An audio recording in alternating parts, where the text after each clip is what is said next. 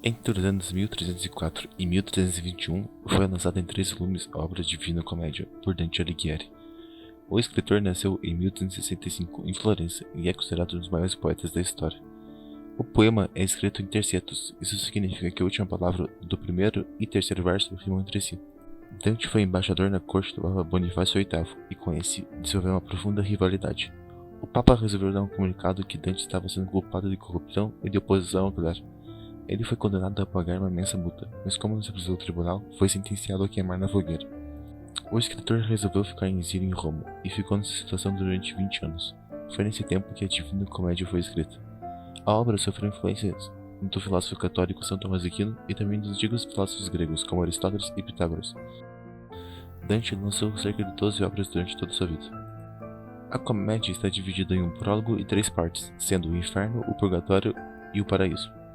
Todas constituem de 33 cantos, o que difere é a quantidade de versos, como o inferno, que possui 4.716 versos, o purgatório, que possui 4.755 versos, e o paraíso, que possui 4.754 versos. No ano de 1321, poucos dias depois de acabar sua obra, Dante morreu, provavelmente vítima de malária. Foi enterrado na igreja de San Pier Maggiore, rebatizada por São Francisco. Os volumes influenciaram inúmeros artistas como Johannes Stradonis, Sandro Botticelli e Salvador Dalí. Até mesmo o teatro e a música sofreram influências, como o compositor russo Piotr Tchaikovsky e o maestro e compositor alemão Richard Wagner. E no mundo eletrônico inspirou as franquias de jogo Devil May Cry. E alguns estudiosos consideram que a Divina Comédia se encontra no mesmo patamar que importantes poemas como a Ilíada, a Enéida e os Lusíadas.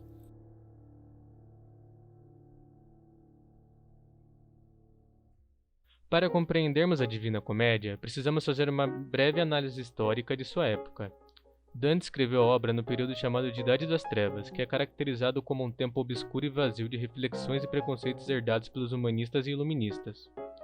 É necessário olhar para o passado e observar como era de fato essa etapa da civilização europeia, onde houve 4 momentos significativos. Primeiro, a decadência do mundo romano e o surgimento da escolástica, ou seja, a tentativa de manter os costumes e tradições criados pelo Império Romano, que havia sofrido sua queda há praticamente 800 anos. A escolástica também teve suas influências, estimulando a procura da razão e o questionamento, o que serviria de molde para o iluminismo posteriormente. Segundo, a tentativa de reconstruir a grandiosidade que foi o Império Romano, ou da tentativa dos reinos que se seguiram guerreando entre si todo o tempo para garantir a influência e o respeito que os romanos haviam proporcionado. Terceiro, pela organização do feudalismo e o renascimento das cidades, do comércio e do surgimento das universidades, novos produtos e tecnologias trazidos pelas novas rotas para o Oriente proporcionou uma renovação do sistema comercial, trazendo mais ideias e uma revolução cultural se espalhou rapidamente pela Europa. Porém, o lado negativo foi a chegada de novas doenças ao continente europeu, como a peste negra e o vírus do Nilo. Quarto, a transição para o mundo moderno. Dante viveu na chamada crise do feudalismo, que experienciou o desenvolvimento do mercantilismo, que necessitava de uma expansão comercial e, devido à rápida organização das cidades, uma nova classe surgiu, a burguesia, ajudando a criação do capitalismo que buscava o aprimoramento das técnicas de produção, organização de trabalho e ampliação dos negócios. Todos esses fatores influenciaram o pensamento de Dante quando ele escreveu sua obra. A história começa com Dante perdido na floresta, e ele está sendo perseguido por 3 criaturas, um leão, um leopardo e um lobo. Durante a fuga, ele encontra Virgílio. Virgílio foi um poeta romano. Ele foi o autor de Enéida e considerado o melhor autor por Dante. Após a fuga, Virgílio convida Dante em um passeio pelo inferno e pelo purgatório. Dante aceita. Na entrada do inferno, Dante percebe uma escritura na parede, com a seguinte inscrição: quem entrar aqui, deixaste toda a esperança. Após isso, eles entram e percebem o rio Aqueronte. Para atravessar esse rio, eles precisam embarcar na balsa de Caronte, uma figura mitológica grega. Após a travessia, eles chegam no primeiro círculo, o limbo. O limbo é destinado às pessoas que nasceram antes de Cristo ou que morreram antes do batismo. Aqui Dante conversa com Aristóteles e Platão. Prosseguindo com a viagem, eles chegam na sala do julgamento, onde as pessoas são sentenciadas aos demasiados círculos, por Minos, outra criatura mitológica grega. O segundo círculo é destinado para o pecado da luxúria. Aqui, as almas são jogadas de um lado para o outro por um vento forte. O terceiro círculo é destinado para o pecado da gula. Aqui as pessoas ficam deitadas em uma lama espessa onde chove gelo, e os guardiões dessa área são Cerberus. Os Cerberus são cachorros de 3 cabeças. O quarto círculo é o pecado da ganância. Aqui as almas têm suas riquezas materiais e vidas transformadas em grandes rochas pesadas, que eles são forçados a jogar um contra os outros. O quinto círculo é o pecado da ira. Ali, os pecadores eles ficam em um rio onde eles têm que lutar um contra os outros. Após isso, existe a cidade de Dite. Essa cidade serve como uma divisão entre os pecados cometidos sem culpa e os pecados cometidos conscientemente. Inicialmente, há mais de 1000 anjos caídos no portão, que negam a viagem para Virgílio e Dante. Porém, um anjo vem diretamente dos céus e abre os portões. O sexto círculo é para heresia, ou seja, a negação da existência de Deus. Essas almas ficam de cabeça para baixo, enterradas, de onde sai o fogo eterno. Em cada túmulo há mais de 1000 almas.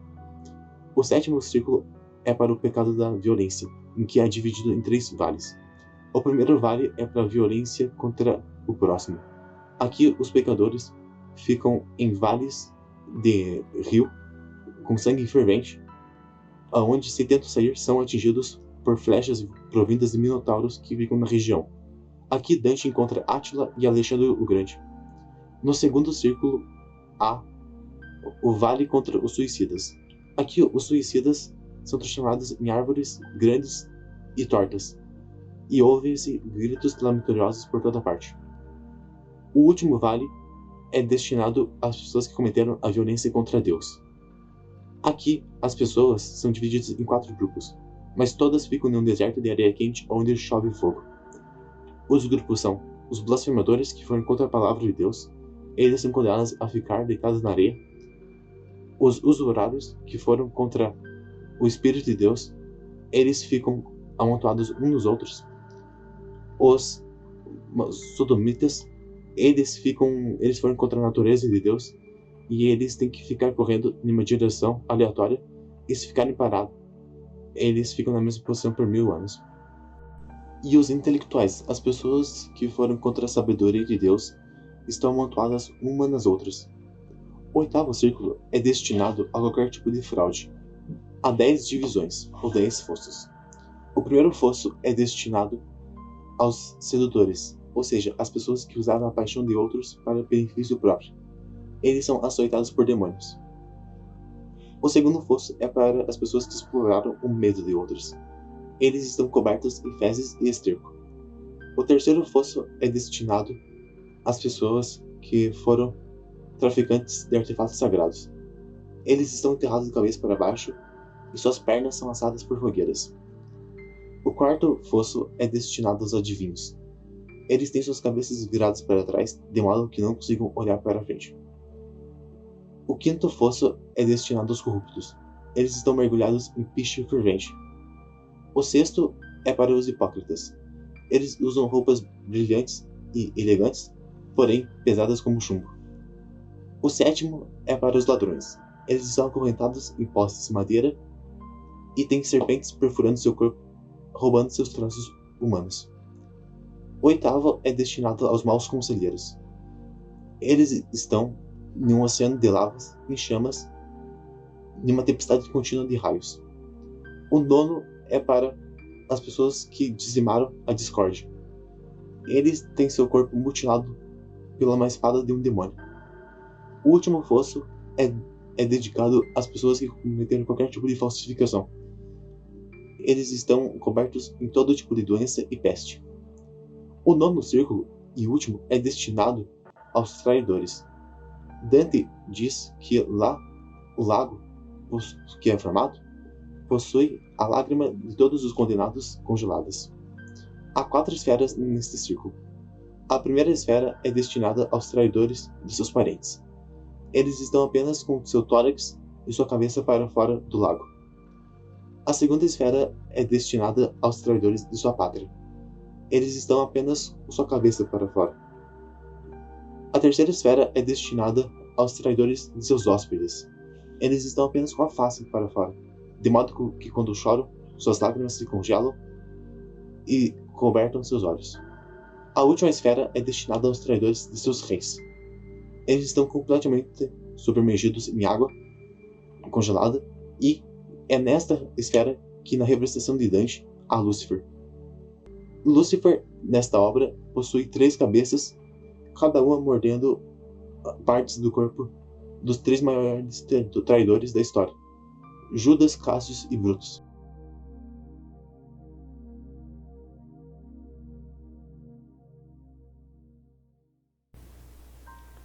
O Purgatório na obra de Dante se inicia quando ele e Virgílio saem do inferno. O purgatório é destinado às pessoas que cometeram pecados em suas vidas, mas que se arrependeram tarde demais. A função do mesmo é a purificação desses indivíduos. As almas chegam na ilha do Purgatório por um barco carregado por um anjo. A ilha possui uma enorme montanha, sendo dividida em Antipurgatório e Purgatório. Antes de alcançarem o paraíso, as almas passam por provações que são divididas nos 7 pecados capitais, igual acontece no inferno, com a exceção que ao invés de ficarem a eternidade presos, ficam apenas um período e os castigos são muito mais leves do que no inferno. As etapas a serem seguidas são as seguintes. Os orgulhosos carregam pesadíssimos blocos de pedra. Os invejosos ficam sentados contra a encosta sustentando-se uns aos outros, com as pálpebras costuradas em arame. Os raivosos. Um é transformado em rouxinol, outro é crucificado. Os preguiçosos correm de um lado para o outro para acudir necessitados. Os gananciosos ficam deitados de bruços no chão e com os pés e mãos atados. Os gulosos têm a alma emagrecida.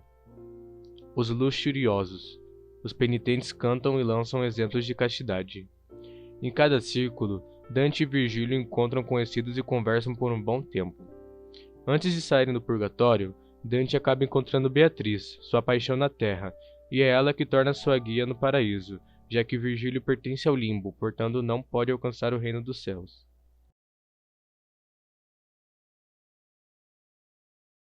A última parte do livro é o Paraíso, que é dividido em esferas que representam planetas e estrelas. Na época em que foi escrito o livro, pensava-se que a Terra era o centro do universo, portanto Dante assumiu que o Paraíso começaria a partir da Lua e seguiria para os próximos astros. Aqui há vários encontros com pessoas históricas que falam sobre suas vidas. A primeira esfera, a Lua, direcionada àqueles que foram virtuosos em vida, mas que abandonaram seus votos divinos, portanto dados como covardes. Em seguida vem Mercúrio, para aqueles muito ambiciosos que faltaram com a justiça. Aqui ele se encontra com Justiniano, um dos imperadores romanos que reconta a história de seu grande império. Vênus, onde residiam os que desfrutaram bem do amor, mas foram impacientes. Sol, a esfera dos sábios, que personifica a prudência. Aqui ele se encontra com São Tomás de Aquino, que fala sobre São Francisco de Assis e lamenta a queda de sua ordem dos pregadores. Em Marte, Dante encontra com seu antepassado, que narra a ascensão e queda das famílias florentinas. Júpiter, a esfera da justiça, que era de grande interesse a Dante. As almas aqui anunciam: amem a justiça, vós que julgais a terra, e depois arranjam-se na forma de uma águia imperial. Há também as estrelas fixas. Aqui Dante tem visões de Cristo e da Virgem Maria. Ele é testado em sua fé por São Pedro, em sua esperança por São Tiago e em amor por São João Evangelista. A nona é a esfera mais externa. Quando Deus a move, todas as outras a seguem. Acima dela existe o Empírio, onde está Deus e aqueles puros, dignos de estarem ao seu lado. As almas de todos os crentes formam as pétalas de uma enorme rosa. Deus é descrito como 3 círculos, representando o Pai, o Filho e o Espírito Santo. O livro termina com Dante tentando compreender a Trindade e dizendo que este não é um voo para suas asas.